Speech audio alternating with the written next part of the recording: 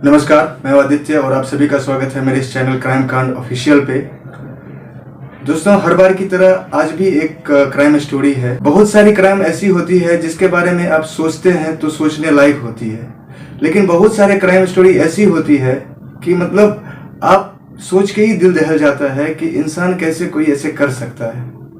आज ऐसी एक कहानी है जिसे आप सुनेंगे तो आप सुन के आपका दिल दहल जाएगा और आप सोचने पे मजबूर हो जाएंगे कि क्या वाकई कोई ऐसा हो सकता है। तो आज हम ऐसी एक कहानी सुनाने वाले हैं। लेकिन आगे बढ़ने से एक बात, अगर मेरे इस चैनल पे जो नए हैं वो प्लीज इस चैनल को सब्सक्राइब कर लें।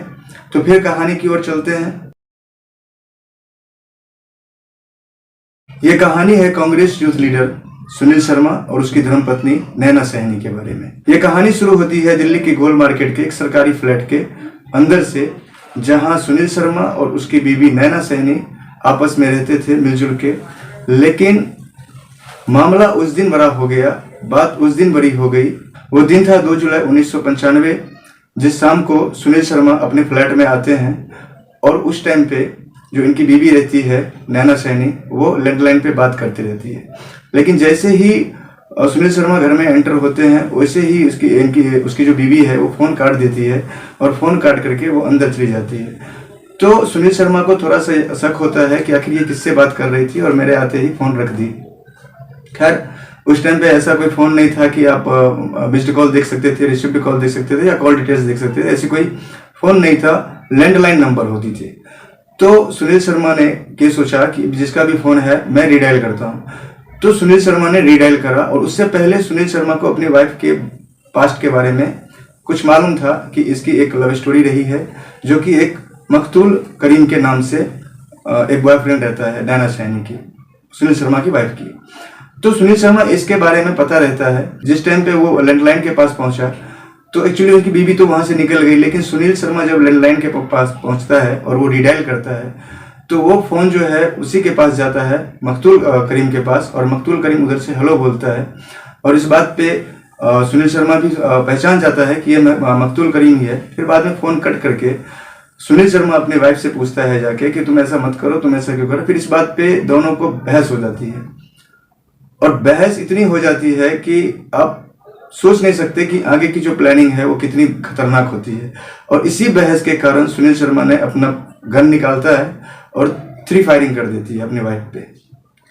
जैसे ही 3 फायर करता है तो उसकी वाइफ, वैसे ही जो फर्श साफ था उस टाइम, वो फर्श खून में सन गया। एकदम पूरा रूम खून हो गया था। लेकिन गुस्से में सुनील शर्मा ने फायरिंग तो कर दिया, लेकिन जब गुस्सा शांत होता है तब वो सोचता है कि आखिर मैंने ये क्या कर दिया। सुनील शर्मा इधर सोचता है, फिर घर में ढूंढता है तो एक उसको पॉलीथीन मिलती है और पॉलीथीन लेके वो घर में आता है और फर्श पे जितने सारे खून लगे होते हैं उसको वो साफ करता है। साफ करने के बाद अब रही बात ये कि भाई अब जो वो लाश है वो लाश कहाँ डिस्पोज किया जाए, डंप कहाँ किया जाए, क्योंकि अब तो हो गया ना जो कांड होना था। लेकिन अब समस्या ये थी कि अब उसको डिस्पोज भी करना है, क्योंकि ऐसे किसी को कह नहीं सकता। अब ये पहले खून साफ करता है, पूरा फर्श साफ करता है। फर्श साफ करने के बाद इसकी एक मारुति सुजुकी 800 होती है उस टाइम पे। ये जो डिक्की होती है बैक साइड, वो उसमें अपनी बीवी के लाश को उलाता है और उस डिक्की में डालता है और उस डिक्की को वो ले जाता है आरटीओ पुल पे।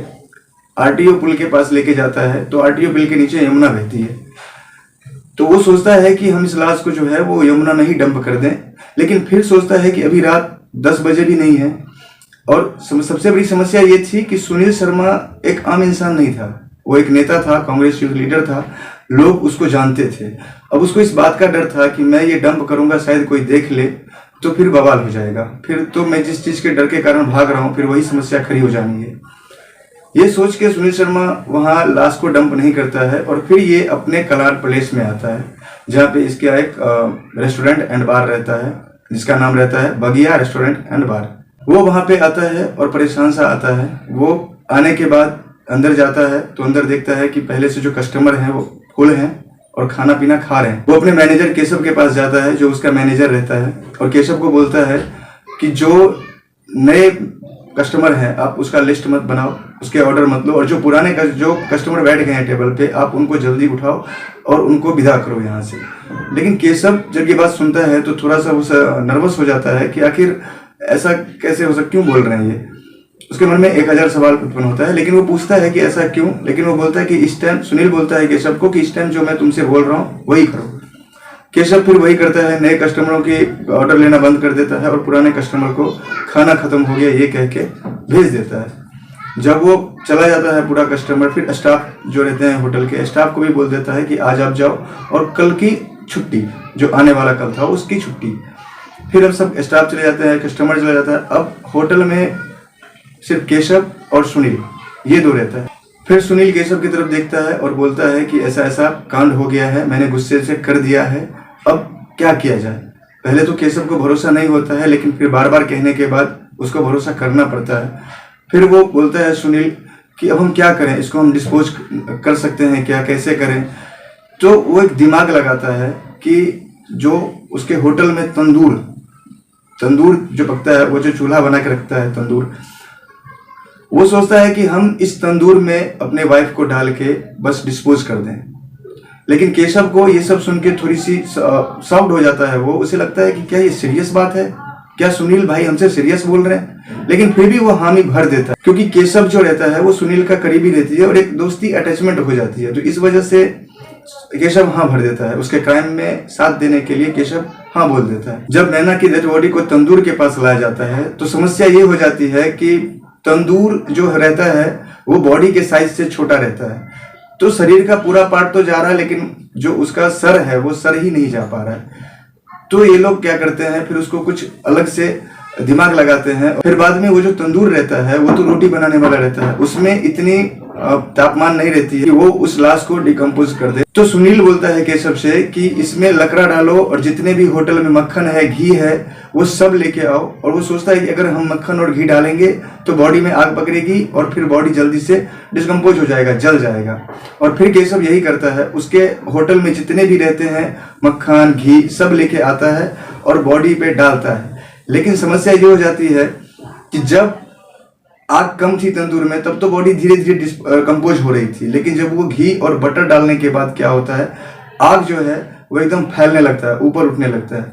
अब समस्या ये थी कि उसका जो तंदूर था वो होटल के एक कोने में रहता है। तंदूर के साइड से एक 8 फीट ऊंची दीवार रहती है, उसमें जो लपट है आग की, घी डालने के बाद जो आग की लपट उठती है वो उस दीवार से ऊपर उठती है। होटल के जस्ट बगल में मार्केट होता है और मार्केट में बहुत सारे लोग वहां जमा रहते हैं।